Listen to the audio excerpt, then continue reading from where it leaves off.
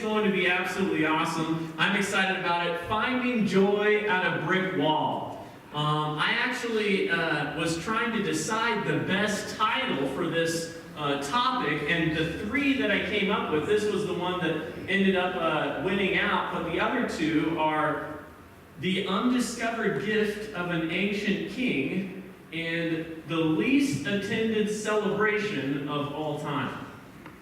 So if you can put those together, maybe you can figure out what we're talking about, or you'll just have to find out tomorrow night. It's going to be a powerful one that personally has deeply changed my life, deeply impacted how I live on a day-to-day basis, and I'm so grateful to God for that.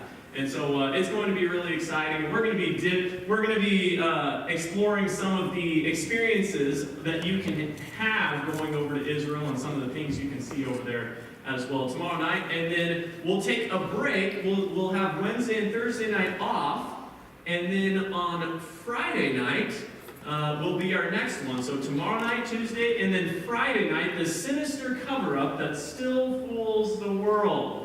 What is this talking about? It's amazing when you look back and when you look at archaeology. It's interesting. One of the things that's not talked about much is how well preserved the dig site has been. Sometimes they've excavated in a very good fashion. Other times they've decided to build a church right on top of the site, and we can't really even excavate anymore to find out what other goodies are in there. Could it be possible that something has been built on top of a treasure trove of truth? It's covering it up, and it's still fooling the world what it really is. We're going to find out. You don't want to be fooled. Come Friday night. And then Saturday morning, we're going to have a double header on Saturday to make sure that we get all these topics in here. It's going to be awesome. The doubleheader Saturday morning is going to be Trial and Error, Ridding Injustice from the Universe. A lot of people look around and wonder, how is this all going to end? How is this all going to get taken care of in the end? And we're going to go all the way back to the center of the Jewish system, the sanctuary, and we're going to find out what God's plan is with the sacrifices, the lambs, and the various ceremonies, how God illustrated what he would actually do in the end. And we're even going to discover the probable place that they found in archaeology where Jesus was held on trial before he died. You're not going to miss Saturday morning. And then Saturday night, Ancient Secrets to Thriving Health. And we are going to take an exciting tour of Caesarea Maritima. Caesarea Maritima is one of the most interesting cities you can visit in archaeology today. Right behind me is Herod the Great's personal swimming pool. And he had a nice personal swimming pool put right in here. He built his palace in Caesarea Maritima, and it was like a miniature capital there in Israel. And what Herod the Great does to build up this city was absolutely cavalier. No one had ever done what he did here, and it totally restructured the entire economy of Israel. It totally restructured the trade routes of the world, all because of what he was able to accomplish here in Caesarea Maritima. We're going to take a walk through it on Saturday night, and we're also going to look at some of the most misunderstood stories in the Bible. You're going to have to come to find out what that is. Saturday night, and then kind of looking into next week. Monday night, nasty water that cures disease. And then Tuesday night, the deadly lie that killed the truth. So we got an exciting lineup coming up. But tonight's topic that we're excited about looking into is Secrets of Happiness Hidden Under the Throne. Let's go ahead and bow our heads for one more word of prayer. Jesus, thank you so much for your goodness. Thank you for your mercy. Thank you for holding the secrets of happiness for our lives. And Lord, make them known to us. And Lord, I just invite you to make things clear through your word, to take us on a tour and an adventure of what it means to be followers of you. And not only to discover some of the fascinating places of the Holy Land, but that you might make us holy while you're at it. And so, Lord, thank you so much. We love you, and we just listen to you right now. God, we know that I'm thankful that you can use a dull saw to cut down a big tree. And so, Lord, thank you for this opportunity to just listen to what your word has to say. Amen. Secrets of happiness hidden under the throne. It seemed like everyone on earth was against David, didn't it? It seemed like everybody was out to get David. And really, David hadn't done anything to deserve it. He just grew up in a humble town of Bethlehem as a shepherd boy. He just enjoyed watching the sheep. He just enjoyed practicing with his sling. He just enjoyed the simple life. And yet somehow he gets called to the palace to play the harp for Saul. And somehow he ends up on the scene, and God uses him to slay the giant Goliath and to deliver the people of Israel. And he becomes a hero almost overnight for Israel. But at the same time, he becomes an enemy of the king. Jealousy arises in Saul's heart, and he can't stand the glory that David is getting, and he feels insecure, and he's not happy with it. And so even though David has done nothing wrong, Saul wants to kill him. He tries to kill him multiple times. He tries to pin him to the wall with his spear. And so David starts running for his life. He starts running for his life, and he finds that there was really no safe haven that he could go to. He wasn't safe in his own country because Saul would come find him. He wasn't safe among the enemies of Israel because he was an Israelite, right? So he was not safe there either. He wasn't safe among Israel's friendly neighbors because the friendly neighbors were only interested in turning him into King Saul. David did not have anywhere to go. It felt like everyone just wanted him dead. And so David, while he's on the run, he ends up in this place right here, En-Gedi. Now, En-Gedi is there by the Dead Sea, and it's like a desert oasis. There's some freshwater springs there, but the entire area around is completely inhospitable desert. And so you can grow all kinds of beautiful things. You can enjoy water. We talked about how important water is to life. And so David comes to En-Gedi right here, and he uses the natural rocky hillsides in order to be kind of a fortification for him and his men so that they can have safety and refuge while Saul is hunting their lives. And so you can see they're here in En-Gedi. They're trying to find some kind of refuge. Well, it was here in En-Gedi, as David and his men are in one of the caves, are hiding out for their lives. Saul is coming after them once again, and lo and behold, David and his men are in a cave, and Saul himself comes into the cave to go to the bathroom. It's there in the Bible. Comes into the cave to go to the bathroom. And of course doesn't suspect that the enemy that he's hunting is right there in the cave with him. And so Saul is doing his thing, and David, meanwhile, is right behind him. And David's men are like, now's your chance, take him out. And David, does he do it? No, he doesn't. David, all of a sudden, he's filled with his conscience is bothering him. He merely just cuts a slice of Saul's robe, and then he slinks back into the darkness. Well, ultimately, Saul finishes what he's doing, and he goes out and rejoins his men, and David comes out, and he says, "Why are you coming after me?" Right? I had a chance. He basically holds up the garment and says, "I had a chance to kill you, but I didn't." And Saul realizes that David could have done the very thing that Saul's trying to do, and yet he hasn't. And so Saul finally goes back and leaves David alone for a little bit. But why did David spare Saul's life? David was too concerned. He said, "I must not lay a hand on the Lord's anointed." The very person that was trying to kill him, it would have been fair game, you would think, for David just to finish the job, right? He's running for his life, but no. David refuses to do so. He refuses to kill kill the man who's trying to kill him. So the question is, what prevented David from taking Saul's life? What kept David going through all those ups and downs?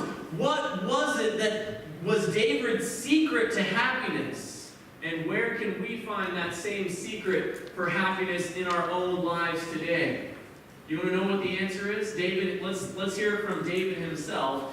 In the longest chapter of the Bible, Psalm chapter 119. We're not going to read the whole thing tonight. You can on your own. But we're just going to look at some rapid-fire highlights where David shares his secret to what kept him going the whole time and how he was able to maintain happiness despite the craziness that he was going through. Because I know that all of us can go through some serious craziness in our lives sometimes. Sometimes it feels like we're out in the middle of the desert and we can't find anything to fill that thirst. Sometimes it feels like everybody's after us and we didn't even do anything wrong, and we can find happiness and peace the same place David found it. Where did David find it? Let's look and find out. Psalm 119, we're just going to do some rapid fire verses through here. My soul is consumed with longing for your laws at all times. Talking about God's law. Continuing on. For I delight in your commands because I love them. I remember, Lord, your ancient, and I find comfort in them. Your decrees are the theme of my song. I love that. Wherever I lodge, right? He's on the run for his life. At midnight, I rise to give thanks for your righteous laws. The law from your mouth is precious to me, more precious to me than thousands of pieces of silver and gold. Oh, how I love your law. I meditate on it all day long. Your commands are always with me and make me wiser than my enemies. David had a lot of enemies, didn't he? My heart is set on keeping your decrees to the very end, forever. Great, what? Peace have those who love your law, and nothing can make them stumble. The secret to David's happiness through all the ups and downs in the desert and in the oasis, his little oasis that he had found in the desert of life, to where he could experience comfort and strength and peace and happiness, was the law of God. Because David was less concerned about his own feelings than he was about the law of God. And God tells us, if we want to have true happiness today, we need to be less concerned with our own feelings and more concerned with his law. Let's continue to unpack this. So God blesses David and is with him. And so ultimately, Saul is out of the picture, and David now is elevated to king of the newly growing nation of Israel. And so God has fulfilled the promise just like he'd given to David many, many years before. And so now David is king, and the tribes of Israel are coming to him saying, we want to rally behind you, we want to be united. They kind of get past this civil war between Saul's descendants and David's descendant and David. And then David does something very significant. He's got a new territory, a new nation that's coming together in a whole new way, and he needs a capital. He needs a strategic capital, a central location, a well-fortified area, and he looks to the city of Jebus, which would become known as Jerusalem, right? And so Jebus, the city of the Jebusites, located there on that hill of Jerusalem. Now, we talked about the first night about the water source for Jerusalem. Where does Jerusalem get most of its water from? Rain. The Gihon Spring. You are great readers, aren't you?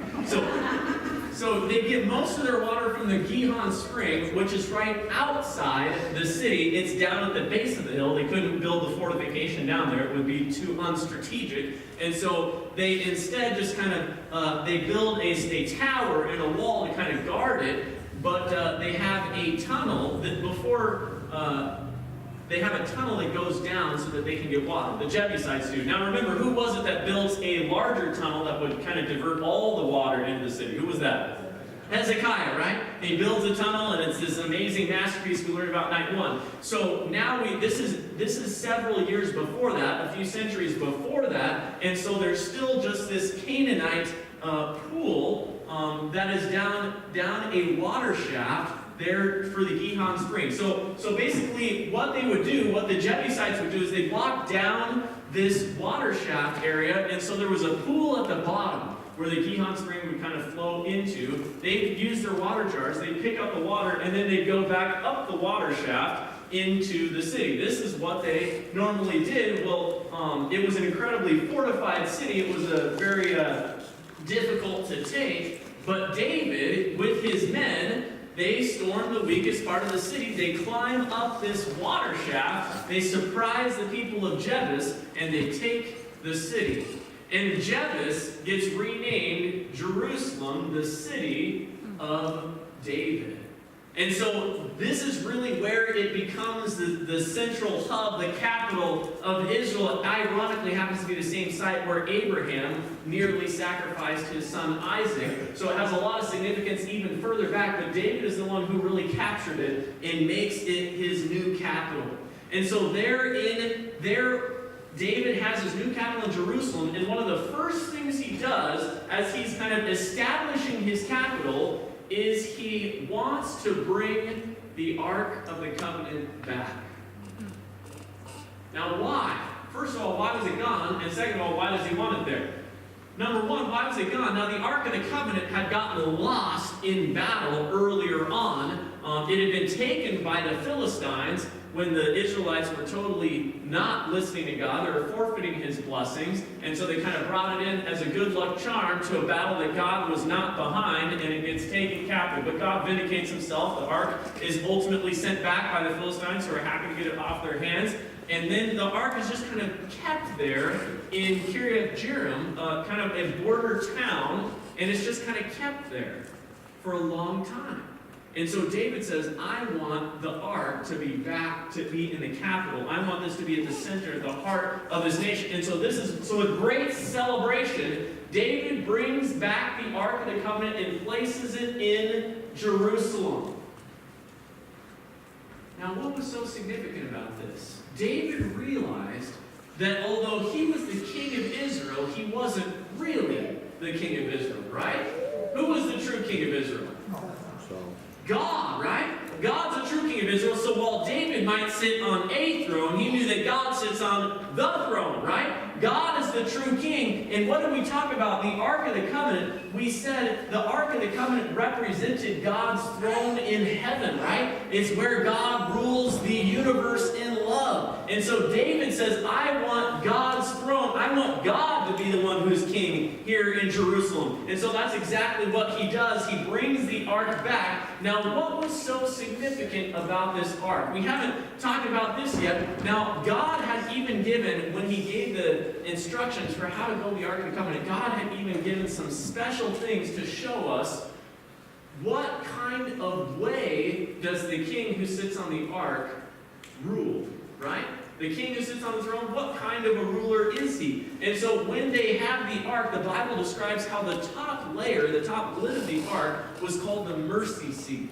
Isn't that beautiful? The mercy seat. And so this was like, this is saying God is the one who covers us. God is the one who gives us mercy. God is full of forgiveness. And then inside the ark, what was kept inside the ark? The law of God, the 10 Commandments, right? Now, of course, there's also a pot of manna and Aaron's budded rod, but predominantly the 10 Commandments. Now, what's so significant about this, having the law inside the ark and the mercy seat on top of the ark? Well, I think Psalm 89:14 can give us a little bit of insight on this. Righteousness and justice are the what? Foundation of your throne. Are you sensing this? The 10 Commandments being the foundation of the Ark of the Covenant?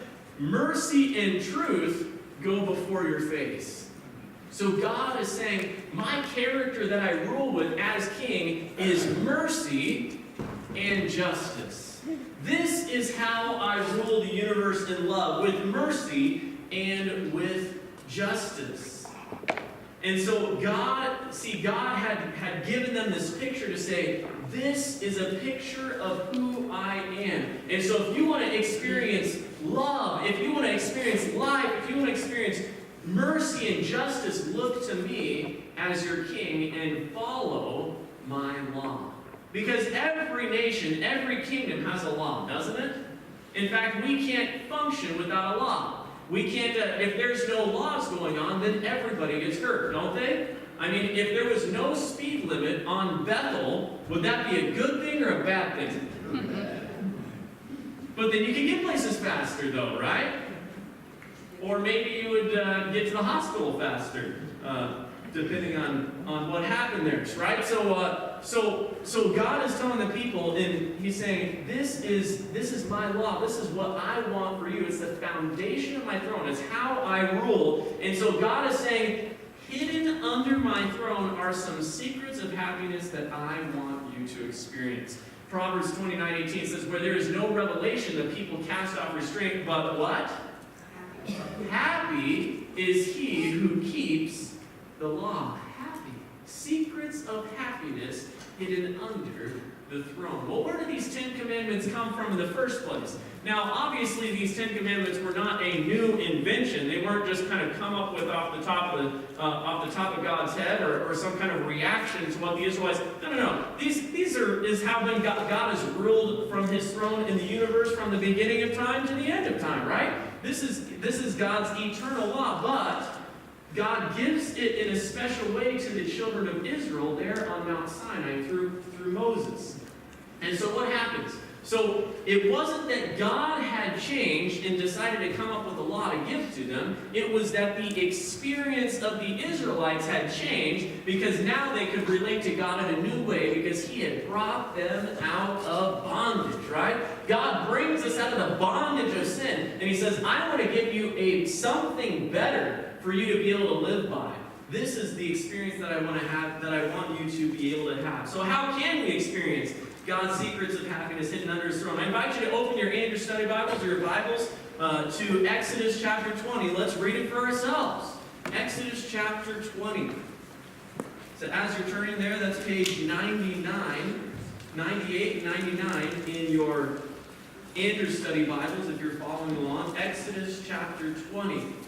The children of Israel have just been led out of slavery in Egypt. God has given them a new identity. He's given them a new reality. He's given them freedom. And then He's inviting them into His new kingdom and what that means and how to experience true love from God and back to God and back to others. And so He gives it in Exodus chapter 20. He reminds them where it's all coming from in verse 2. Are we together? Exodus 20, verse 2? Exodus 20, verse 2 says, I am the Lord your God who brought you out of the land of Egypt, out of the house of bondage, right? I am your king. I've given you everything you have. Could we say that today as well? Has God given us everything we have? Would you agree with that? I would agree with that.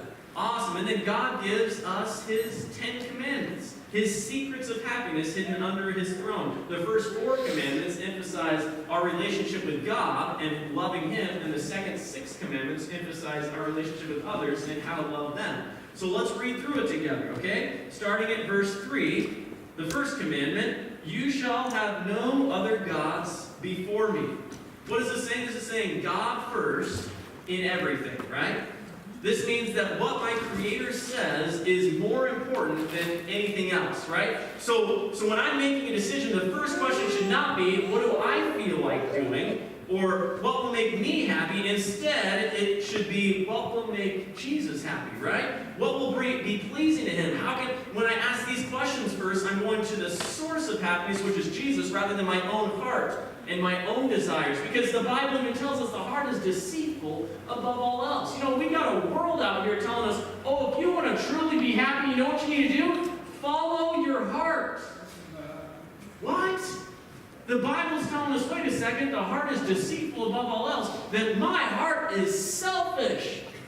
And I'm not going to find any happiness pleasing myself and my selfish heart. Jesus says, delight yourself in the Lord, and He will give you the desires of your heart. That's how we find true happiness, is by putting God first instead of ourselves or anything else. And then let's continue on, verse 4, for the second commandment. All right, we together? Verse 4, Exodus 20, verse 4. Okay, all right. Exodus 20, verse 4. It says, "You shall not make for yourself any carved image, any likeness of anything that is in the heaven above, and the earth beneath, or that is in the water under the earth. You shall not bow down to them, nor serve them. For I, the Lord, am a jealous God, visiting the iniquity of the fathers upon the third and fourth generations of those who hate me, but showing mercy to thousands or thousands of generations to those who love me and keep my commandments." So the second one is, God says, no idols, images, or icons. This is saying don't give any special respect to any images, idols, or icons. Now on my phone, on the background, I have a picture of my wife and my daughter, right?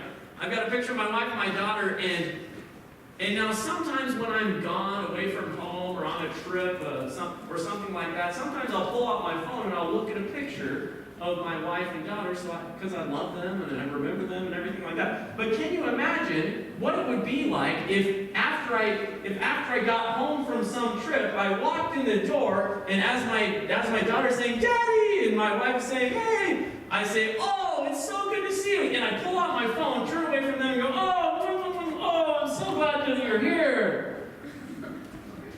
You guys think this guy's messed up in the head, right? Those are problems.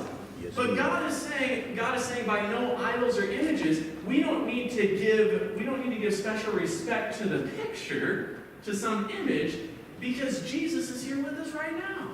And so we can recognize that with his presence here, we don't have to go through that. We can just cherish who he is right now. We don't have to create something else that will show us that. We don't have to let anything else have our affection either, but we want to put him first at the same time. Now, let's continue on. Verse 7 for commandment number 3. We together? Exodus 20, verse 7.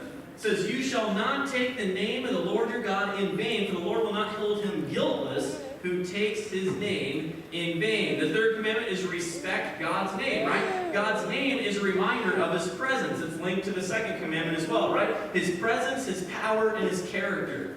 And we live in a world that, uses God's name so carelessly and casually, and people have really lost the sense of God's true presence, power, and character. That God is a holy God, that he's not like us. He's holy, we're not. That we humble ourselves in his sight. That he is special, that he is deserving of honor, deserving of worship, deserving of our reverence and our respect. And so God says, think about me when you use my name. Remember that I am with you and I have the power to handle anything that comes at you. Remember too that I want to change you to be more like me. So be careful how you use my name. It's not just using how we use our vocabulary, but it's how are we living out the reality of his presence with us and our claim to that.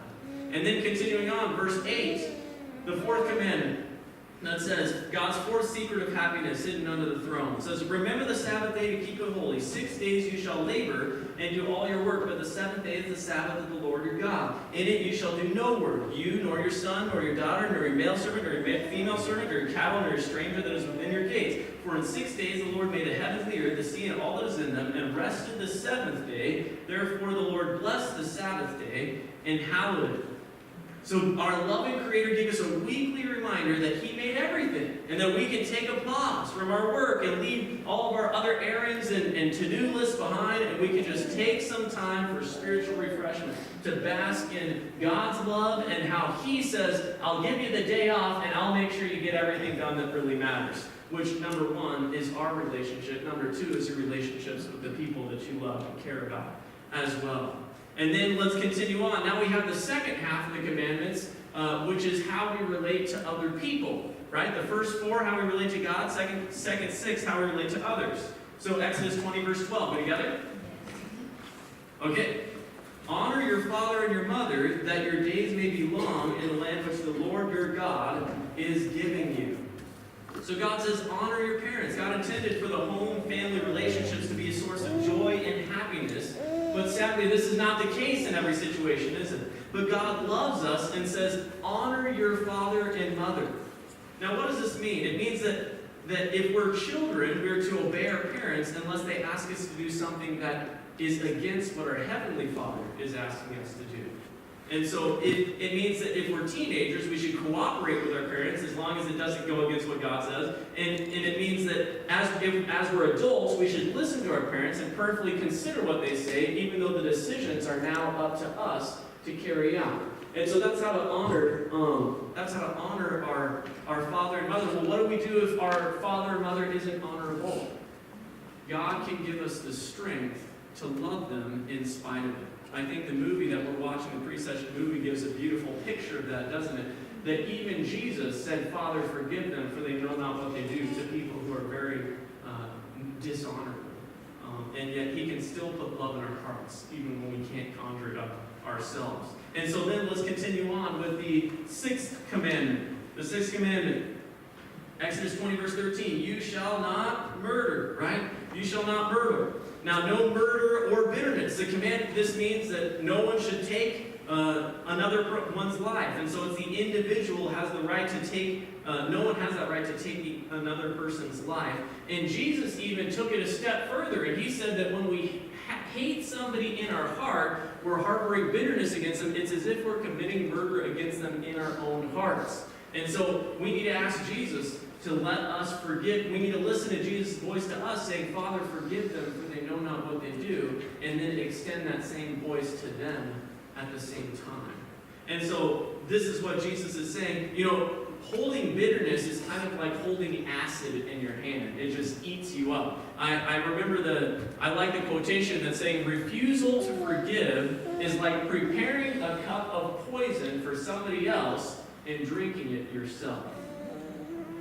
Because until we've forgiven somebody, we are giving them control over our emotions. And if you want to set yourself free, let Jesus set yourself free, just forgive them.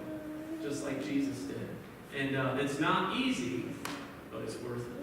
And so then the next secret of happiness, number 7, you shall not commit adultery, right? This is talking about purity. And aren't we living in a world where purity, where there is a full-fledged attack on living a pure life? Full-fledged attack. No matter where you look, you can find things that are trying to undermine purity in our own minds and hearts. And so Jesus is saying through these commandments, to be truly happy, we need to put all of our romantic and sexual energies into the relationship with the person we've committed our lives to. Sex is not an expression of the ultimate ecstasy, it's an expression of the ultimate intimacy, is what Jesus says. And so he says, save that for the person you're committed your life to in this beautiful institution called marriage that I gave you even before sin. You know, it's no surprise that the devil would go after marriages so hard today, because it's one of the gifts that we have from God that he gave us before sin that we got to keep after sin, right? And so no wonder that the devil would go after that so hard today. And so the media constantly gives us this other message saying, oh, it's all about pleasing yourself. Just go for it, you know, pleasure, instant gratification. But Jesus says the only true secret to happiness is to save it for only the person you're married with. No sex before marriage, no sex with someone other than your spouse, no solo sex, to just save it for an other-centered experience with somebody that you're committed to. And then the next commandment, number 8, says, you shall not steal. Verse 15, you shall not steal. No dishonesty. God doesn't want us to take things from other people, but to be honest and transparent in all of our relationships, even when it seems like it might hurt us. But when we determine to be truthful, no matter what, God honors our willingness to walk in pathways, and inner peace comes as a result. You know, we can steal people's stuff, but also thou shalt not steal includes not stealing from people's reputation, gossip, those kinds of other things as well. So God says, don't be dishonest, have integrity, have respect. And then the last commandment, number 10. Oh, sorry, we missed number 9, didn't we? Number 9, sorry. You shall not bear false witness against your neighbor. No lying, right? We want to have honesty and integrity, just like we were talking about with no stealing as well. And then number 10, you shall not covet your neighbor's house, or your neighbor's wife, or your neighbor's possessions, or anything that is your neighbor's. God says, be satisfied with what you have and work to improve your situation. When we look around at what everyone else has and compare it to what we don't have, we will never be truly happy. But the purpose, and that's kind of the goal of most advertising today, isn't it? You will be happy as long as you get this, right? But Jesus says, you can be happy no matter what your circumstances are. As long as you have me, you have everything you need. In an ancient village, the people were poised with a challenge. They were situated on a huge cliff. It was a gorgeous view that you could look down into the valley and see the scenery and the trees and the mountains and the landscapes and amazing sunsets. But at the same time, on this cliff, it was also recognized to be dangerous, because sometimes people might not see where they were going and fall off the edge of the cliff and be seriously injured or killed. And so they were deciding, what should we do with this situation? And so the town elders and council got together and they came up with some solutions. And they came up with two main solutions. And there were two groups that kind of started rallying behind to decide what we should do. The first one said, we ought to build a fence. We ought to build a fence because that will help keep people from falling off. You know, at night when it's dark and hard to see, that can kind of be a barrier to keep people from going over there. But then the second group said, no, but if we have a fence, then it might block some of the view and everything like that. No, we should instead buy an ambulance and park it at the bottom of the hill. Because then somebody could quickly get help. They could get help and they could be taken to the hospital. And so if they fall, then they may not die. They may be able to recover more quickly. And so they went back and forth and they discussed back and forth. Should we get a fence or should we do an ambulance? Should we do a fence or an ambulance? And because the ambulance people were also saying, you know, even if we have a fence, there might be some people that will climb over the fence and still fall, right? And so it went back and forth. Which would you choose in that council meeting? How many of you would choose a fence? Raise your hand. All right, how many of you would choose an ambulance? Raise your hand. Okay, you want to know what they decided? Both. Because they realized that we need to have a fence because we need to protect people from getting hurt. As much as possible, life is the most valuable thing. We want to protect it, even if it changes the view, we want to protect people's lives from getting hurt. But they also recognize that there would still be people who would still fall anyway, even if there's a fence, that might climb over it or just be messing around. And they decided we want to be able to help them get care and hopefully be safely recover and not die from this experience as well. And it's the same thing that Jesus has given to us. Jesus says he's given us his law as a fence, right? These are secrets to happiness. This is protection so that you don't get hurt, so that you're safe and happy. But then he's also given us an ambulance, hasn't he? An ambulance called grace, that Jesus himself came and died for us, that even when we break God's law, even when we disregard it, even when we fall off the cliff, Jesus is in the ambulance below, and his sacrifice is wanting to give us a new experience once again, to heal us and to help us and to forgive us and bring us back into the village life again. This is the message of the gospel. This is the message of the Bible. Both law and grace work together in a beautiful tandem relationship.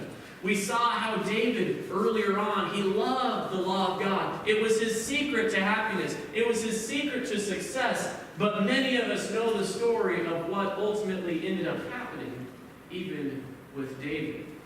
Now, in archaeology over in Jerusalem today, they have discovered what they believe to be David's palace, which is very impressive. There's, of course, some debate about it because people who don't believe, they always want to be contesting that. But there's some very good evidence that it is David's palace for a few reasons. They found this large stone structure with thick walls. They found some signature designs of the Davidic era. These right here are special kind of signature things that David had in his kingdom that they noticed. And then also there was a Hebrew student there, university student, that was doing some archaeology on the site, was they were excavating. This is within the last 10 to 12 years. And they found a room that was just all black with charcoal.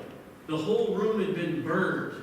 And so they sent it off for carbon dating samples, and they found out that the room dated to 586 BC, when Jerusalem was destroyed by the Babylonians. Huh, amazing. Right there in the palace. And they also, in this area, they found a seal with the inscription of Zedekiah on it. And Zedekiah was the one who later on in the Israelite kingdom kind of ratted out Jeremiah and told the king that he should kill Jeremiah, and ultimately did. And so all the evidence is pointing to this being the actual place of David's palace there in the city of David in Jerusalem. You can visit it today. Super fascinating. When we were there with our tour guide, our Israeli archaeologist guide Aran, who's a very notable archaeologist in that country, kind of a celebrity. He was telling us about these finds, and he's actually done some work here on this site. And I said, so is it David's palace? And he kind of goes over and he's like, yes, it's definitely David's palace. And then he looks around and continues on. So, because there's always people that want to doubt. But they really found this site. So can you imagine David standing up there on this palace? It's elevated above where the rest of the city would have been, right? Because the king would have the highest vantage point. Kind of it's making a statement. And so David is up on top in his palace up here on his rooftop. Even you got big walls that go all the way down, and you can see how there would be some houses and kind of down the walls and as you go out. And so David goes out onto his palace rooftop one day, one fateful day. By the way, the biblical account of this story says at the time when kings go off to war, the Israelites were at war over at Rabbah. Now, David should be over with his men going off to war, but instead he's twiddling his thumbs there at his palace. And one day he goes out on his rooftop and he looks over and he sees a gorgeous woman bathing on her rooftop, right? Now, it probably wasn't a sin to accidentally see, but it probably was once he started looking a little further, right? And so he starts looking and fantasizing and thinking about it, and no longer are his thoughts pure, and then that translates into his actions, and he has her summoned to come to the palace, and he sleeps with her. And then the word comes back. He sends her home, word comes back, she's pregnant.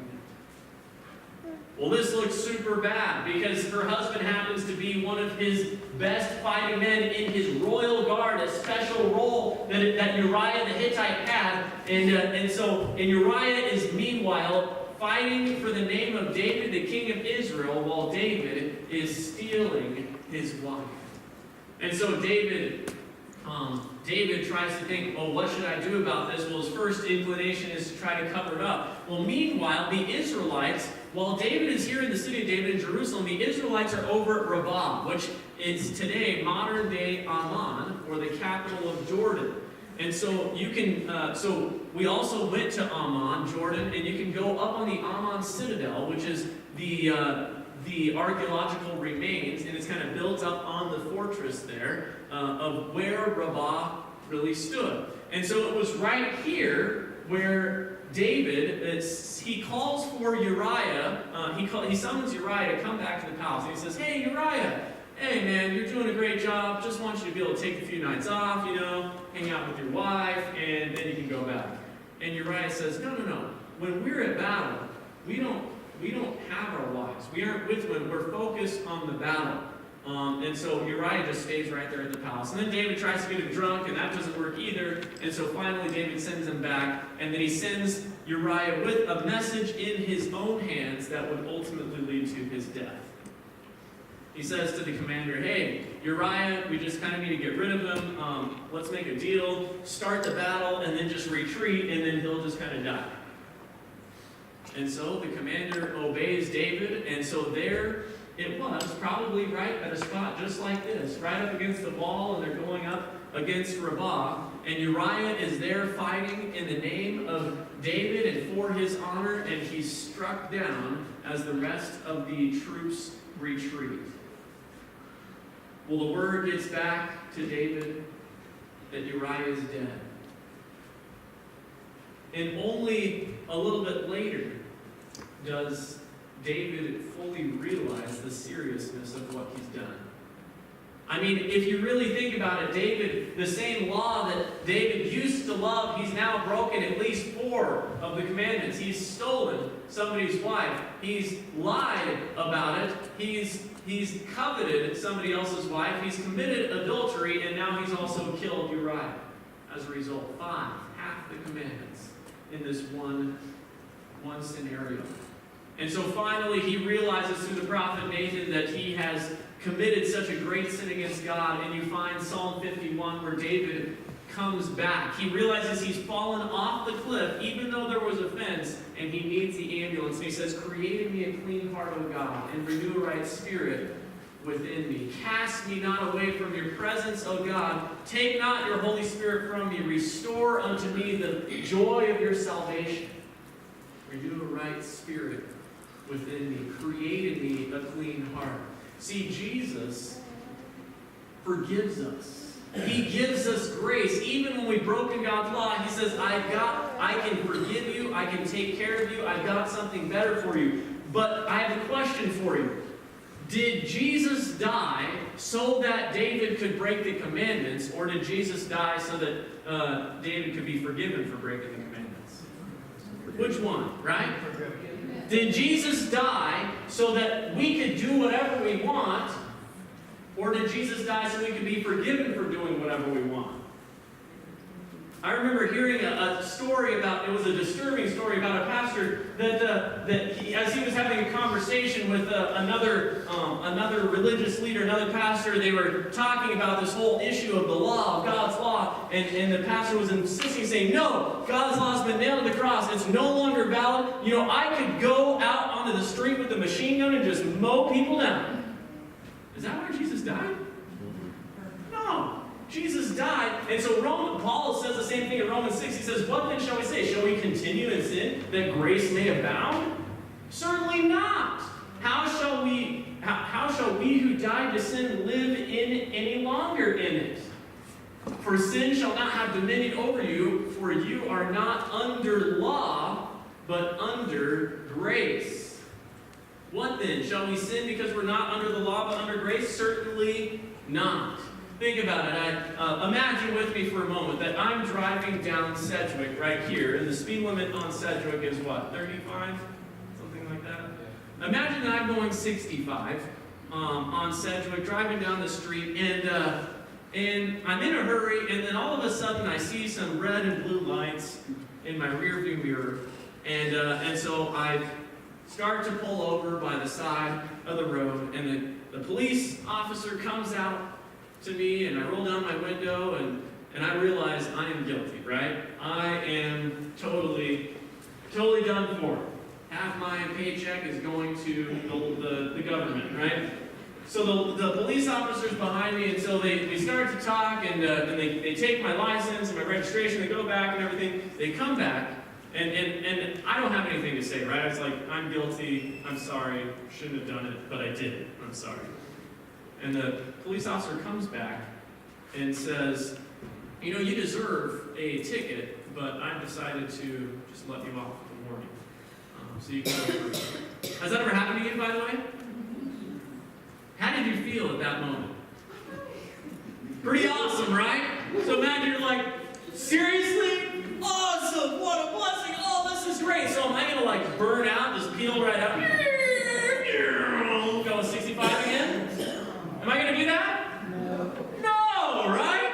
I'm going to feel so thankful that I was under the law when I was breaking the law, but I was given grace. Now that I'm under grace, I'm going to feel so thankful that I'm probably going to be like cruise controlling at 34, right? Just so careful because I don't want to disrespect the undeserved grace that I've been extended by this law enforcement officer. And so the truth about grace is it doesn't take away obedience, it actually empowers obedience. When we experience something that we don't deserve, love wells up in our heart for, wow, I can't believe they would do this for me. And so we want to please them. We want to love them. That's why Romans 2:4 says it's the goodness of God that leads you to repentance. When we contemplate God's mercy, our desire is to do what's right. We see, whoa, he's given me something that I could have never deserved on my own. And that's why even Jesus, when he was here, there was all kinds of misunderstandings. And Jesus said, do not think that I came to destroy the law or the prophets. I did not come to destroy, but to fulfill them. Well, what does that mean, fulfill them? Remember, we could really summarize the entire Ten Commandments into 2 commandments, and Jesus himself did it, right? He said, the 2 greatest commandments are love the Lord your God with all your heart, soul, and strength. How about the first 4 commandments? Just like that. That's a summary of them. And he says, and the second commandment is like it, love your neighbor as yourself. The second 6 commandments. And so Jesus comes to fulfill them by living out what they look like in somebody's life. And never once did Jesus do something selfish. Never once did he break God's law. And so Jesus is saying it's easier for heaven and earth to pass away than for one jot or tittle of my law to fail. Now, have heaven and earth passed away yet? We're still here, right? We're still here. So Jesus is saying, this is something, because I lived it out, you can experience it as well. So then the question is, what kind of law is abolished by grace then? Because doesn't the Bible say that because Jesus died, the law has been abolished and done away with? Ephesians 2:15. How about this one? Having abolished in his flesh the enmity that is the law of commandments contained in ordinances. Ordinances. Interestingly. Let's go back to the Ark of the Covenant for our hidden secrets of happiness here. In the Ark of the Covenant, inside the Ark of the Covenant, we have God's 10 Commandments, the law, right? But also, on the side of the Ark of the Covenant was kept the teachings of Moses. So we see there's a distinction already. Now there's even more of a distinction. The 10 Commandments were there to show God's character, his eternal law. The teachings of Moses, or the law of ordinances, were there to show how Jesus would redeem his people. So, to give a quick summary, there's a very clear distinction in Scripture when we look at it. For God's law, we see God's law is written by the finger of God, with his own finger on stone, placed in the ark, and called the 10 Commandments. But then we see with the law of ordinances, or Moses' law, it's written by Moses with handwriting in a book placed on the side of the ark, called the Book of the Law. It's against the people, right? Because it's there to atone for their sins. It includes all these ceremonies and sacrifices and the rituals that God had given in the sanctuary for the people to understand how they were going to be saved by Jesus, right? We don't have to go sacrifice a lamb anymore because Jesus was the Lamb of God that takes away the sins of the world, right? We don't have to celebrate the Passover anymore because Jesus was the Passover lamb who takes us out of the bondage of sin and into the new experience of freedom in him, right? So we don't have to experience these things because that was what was a shadow of what was to come. So at the cross, these ceremonial systems came to an end. That's why when Jesus died, Jesus cried out with a loud voice and breathed his last. Then the veil of the temple was torn in two from top to bottom. God tears the veil between the most holy place and the holy place, showing that the significance of what's going on here has just been fulfilled. It's been accomplished by Jesus there at the cross. Hebrews goes on to say, for the law having a shadow of the good things to come, and not the very image of the things, can never, with these same sacrifices, make those who approach perfect. For it is not the possibility that the blood of bulls or of goats could take away sins. All these sacrifices were a shadow that was pointing to the real thing. If you see someone's shadow, it points to the real thing. Each of these lambs, each of these celebrations, each of these ceremonies were pointing to Jesus, the real thing.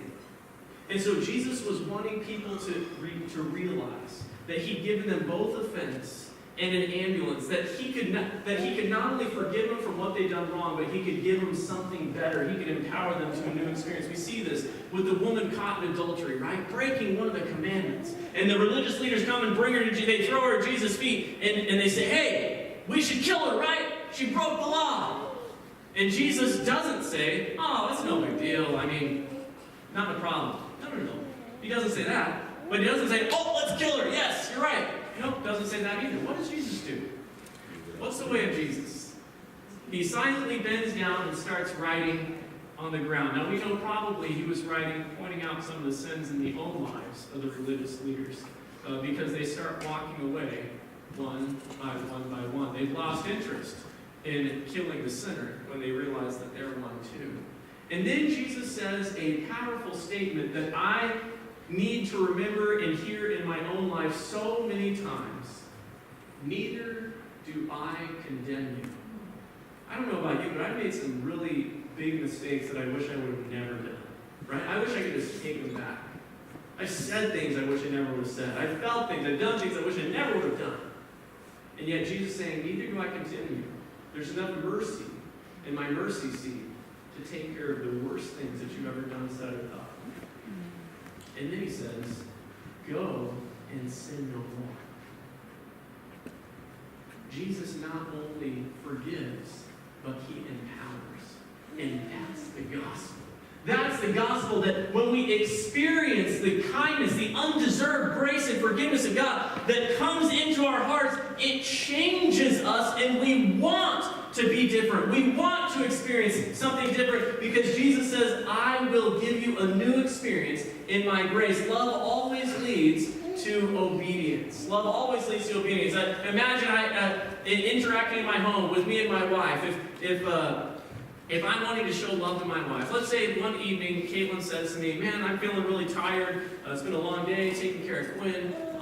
There's a whole heap of dishes in the sink. Could you just help by washing the dishes? I say, oh, I love you, Caitlin. And then I go turn on the television. And then Caitlin says, hey, can you help me? I'm feeling really sore. This whole pregnancy thing is getting kind of a burden. And so could you just give me a massage? And then I said, oh, I love you, Caitlin. And then I start playing a game on my phone. Or I start doing my own project. And then she says, hey, could you help by just putting Quinn to bed tonight? Could you help with all that process? And I say, oh, yeah, I love you, Caitlin. And then I go out and start playing basketball in the driveway. Would you believe what I'm saying? Do you guys have any problem with that? Or is this sounding familiar? No. You guys have any problem with that? No. Is there a problem? Yeah. Yes or no? Yes. Yeah. Well, why? Because they're not true. All thunder, no rain, right? Right? A lot of talk, but not a lot of doing it. Not a lot of actually following through on it. And so Jesus is saying, I want to give you this experience. If you love me, keep my commandments. Only Jesus has the power to help us live out love, but only we can make the choice if we want to let him do it in us. Does that make sense? And so the reason why God's law is so powerful is because it actually is a reflection of who he is. It's the foundation of his throne. And so the Bible even uses the same words to describe God's law as it does to describe God. It says that God and his law are good, holy, just, perfect, love, righteous, truth, pure, spiritual, unchangeable, eternal. God's character is reflected in his law, and so he says, this is what I want to make you like. God is love. I want to make you like this in your life. As you look at me, as you experience my grace, I will change you. If you love me, keep my commandments. I love this promise in Hebrews 8:10 that says, for this is the covenant I will make with the house of Israel after those days, says the Lord. I will put my laws in their mind.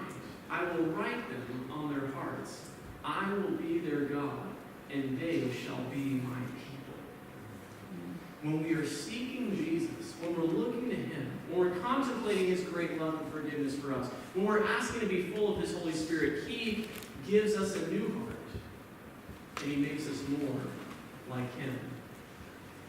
I first met Wally down at the park in Wenatchee, Washington. Someone at our church had started a ministry to feed the homeless, and so on Saturday afternoons they would go and bring food to the people there. And Wally was known for being the worst alcoholic in the entire valley. In fact, most days when we went to go bring food to the homeless, most days he was passed out in his own vomit and urine. And as a, 10, 11, 12-year-old seeing that, something I never forgot. But the people from the church kept coming. They kept coming. Sometimes Wally would be there in his right mind. They'd talk to him and tell him about a God who loves him, about a God who cares about him, about a God who can forgive him, about a God who has something better for him, can give him power to experience a new life in Jesus. Well, finally, one day, Wally got picked up for public drunkenness for the umpteenth time. And he was sent to detox as part of his sentencing. But this time was different. This time he actually reached out for the God that the people had been telling him about. He figured, if these people can love me this much, even when I don't deserve it, maybe God can too. He reached out to God and asked for help. He reached out to the church people and asked for them to pray for him and to encourage him in his journey. God gave Wally victory over alcohol. After decades of being known as the worst drunk in the entire valley, God gave him victory.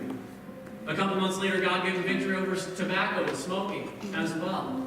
And pretty soon, Wally now moved into a trailer on the property of one of the church members and started learning how to have a life for himself. His life was changing. Not only was he changing with his living situation, but his heart was changing. No longer was it just all about him. No longer was it just about what he wanted. I mean, this guy had been often caught in fights and all kinds of things. But his life was changing. He started coming to church. He had never learned to read. And so coming to church, he didn't really know how to read, but he started trying to follow along in the Bible as the pastor was teaching and sharing the messages. Well, he gave his heart to Christ. And I remember on that day when we went out to a lake there near Wenatchee, and Wally was baptized. He was a new person, a new creation. And I remember what he said. I'll never forget what he said on that day. He said, "I'm a great sinner. And out of all God's 10 commandments, I've broken every single one of them. But God's taking care of all of them now. God's forgiving me for all of that now. And I'm becoming a new person in Him. I'm a new man, a new creation." He said, "I tried to see if I could track down any family members to let them know about my baptism and what was going on, but couldn't find anybody. So I guess you're my family now. So thanks for being my new church family." And Wally, for the rest of his life, lived out loving Jesus. All he could talk about was Jesus. All he could talk about was the God who forgave him, the God who brought him up out of the depths, the God who gave him a new life, the God who gave him victory, the God who helped him, the God who empowered him to a new experience. And everybody that he ever met knew that Jesus had done a miracle in his life. The rest of the people in the park there, in the homeless park, started all being a little bit shocked that no longer could they say, "At least I'm better than this guy." And some of them started listening to Wally and what he had to say as well. And it was only a couple of years later that Wally passed away. All the years of beating up his body with the alcohol and everything else like that finally caught up with it. But Wally was a new person. And I believe that we're going to get a chance to see him again. And I'm looking forward to even introducing him to you someday in heaven together.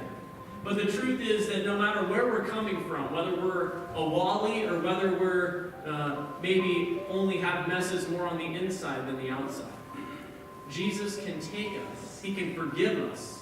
He can empower us and make us new to live like Him, to live out His character, to live out His law, and to live out His love.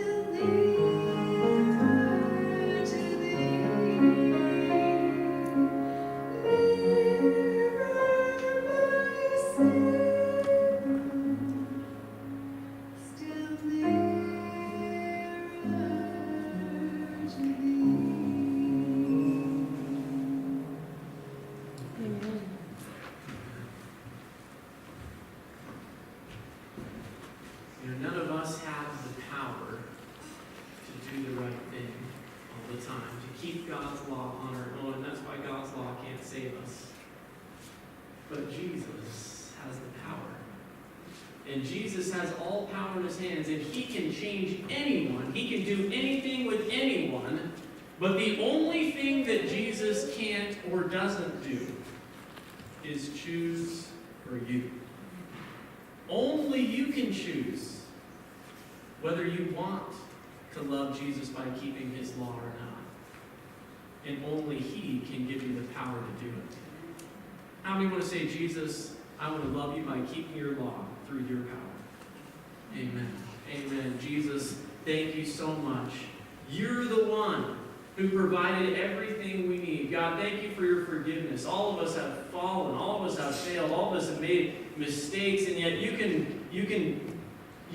refused to just sit back and watch it happen. You dove in. You rolled up your sleeves. You came to planet Earth, and you rescued us out of it. You pulled us out of the pit, and then you gave us a new life. You built us up and empowered us. And Lord, tonight we just want to love you back by keeping your commandments. We're weak. There's no way we can do this on our own. But as we look to you, as we contemplate your great love, as we surrender completely to your Holy Spirit, you promise to write your law in our hearts and minds. Lord, let us love you and love others. Love the way you do.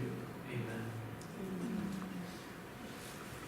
Thank you so much for coming. Don't miss tomorrow night, Finding Joy at a Brick Wall. I look forward to seeing you. It's going to be incredibly exciting and super powerful.